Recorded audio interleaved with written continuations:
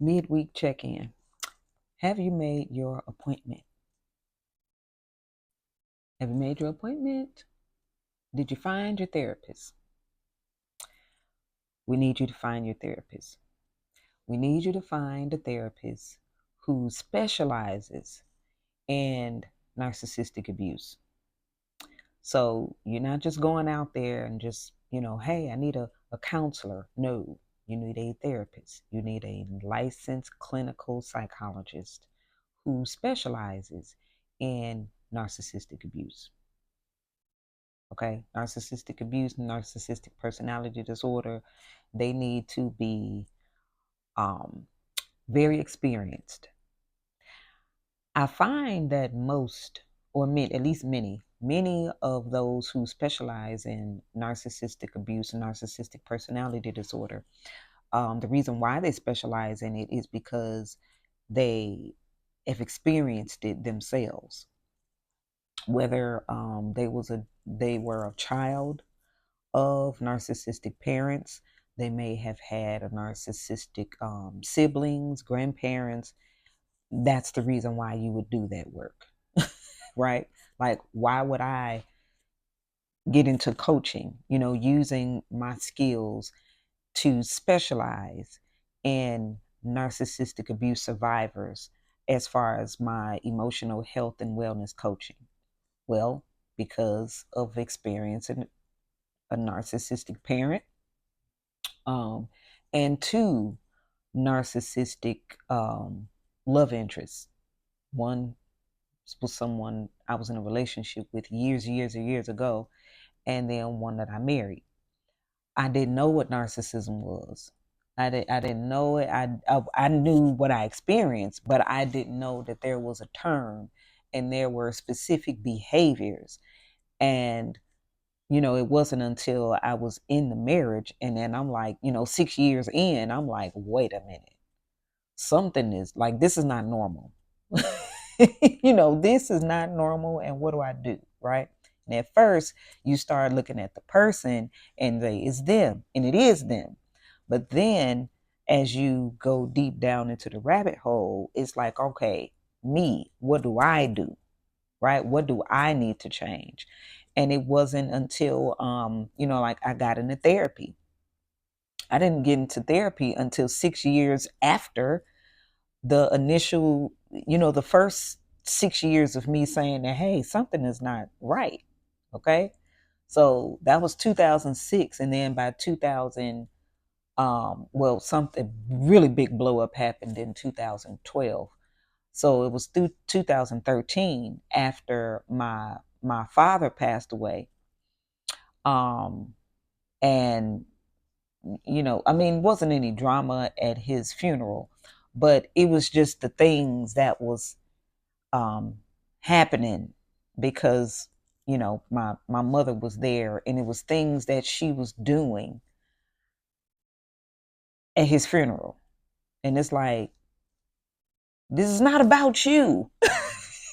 Like, this is a funeral and it's not about you. What in the heck? So um yeah, it was after that I went to therapy in 2013, August 2013 to be exact, and start to learn about myself and my own behaviors that I needed to change and undo, because the narcissist isn't changing, not without their own work to undo their behaviors. And the reason why I say that, like I say always, is that their mindset is hey, if it's not broke, don't fix it. They're getting the results that they want. They're getting everything that they need with their behaviors, because what? They have enablers, flying monkeys, other naive people who don't know what narcissism is. They haven't experienced it. And very empathetic people who are naive about narcissistic personality disorder. And once the gig is up, when they're found out, by the people that they're dealing with. They leave them alone and they go to other spaces where they find other enablers, the flying monkeys or the entourage, and other empathetic people who are naive about narcissists. So you going to therapy, because you need therapy, you will find out who you are in the scheme of things and how to change your behavior. Because the more people are aware, the more people are aware and educated about narcissistic personality disorder, overt, covert, and then where you fit in the scheme of things. I mean, shoot, you might be one. I doubt it, but you might. But then you know what? You very well may be. Okay, look, go to therapy, find out. That's what I wanted to do. I'm like, hey, am I the narcissist? Because if I am, I need some help. Like I don't want this, right? I mean, that's how I thought about it. Is it me? Because if it is, let's get to work on this. I don't want it. But come to find out, I wasn't. And I've been to 3 therapists. So I've had 3 different assessments by 3 different therapists.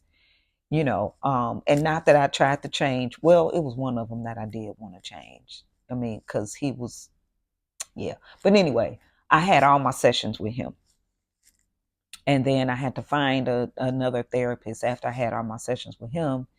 And so I've had 3 different assessments. And, it's like getting that what the second opinion and third opinion. Don't go with the first opinion. Like, do not go with the first opinion and diagnosis. Always it's just like the Bible, in the mouths of 2 or 3, right? 2 or 3 witnesses. So always get that second and third opinion. And, out of the 3, if you have 2, that's the same or similar, then that's the one you go with. But you have to start somewhere. You have to start somewhere. So you have to go to therapy.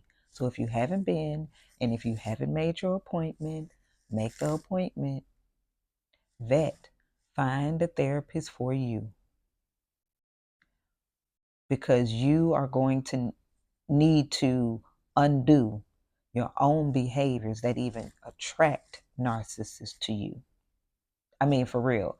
If I had one in my life and then ended up in a relationship with 2, like the one narcissist said, well, you the problem. I was like, you know what? I am the problem. I definitely am the common denominator. They said that, you the common denominator in all of this. I said, you know what? You're right.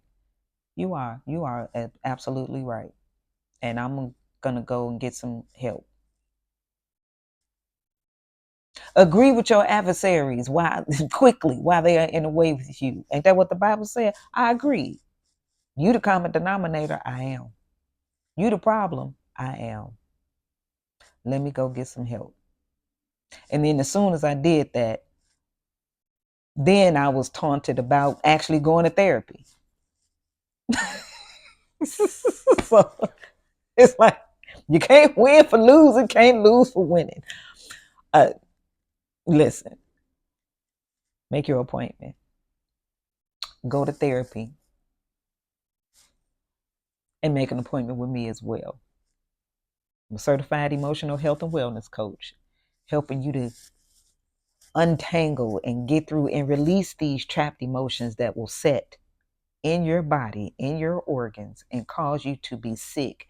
Because being in relationships with narcissists over a long period of time, what I've seen regularly, the common is autoimmune diseases and cancer, and then stroke because of the stress. High cortisols, high stress lowers the immune system, opens you up for all sickness, illness, disease, debilitating conditions, and you don't want that. Start therapy today.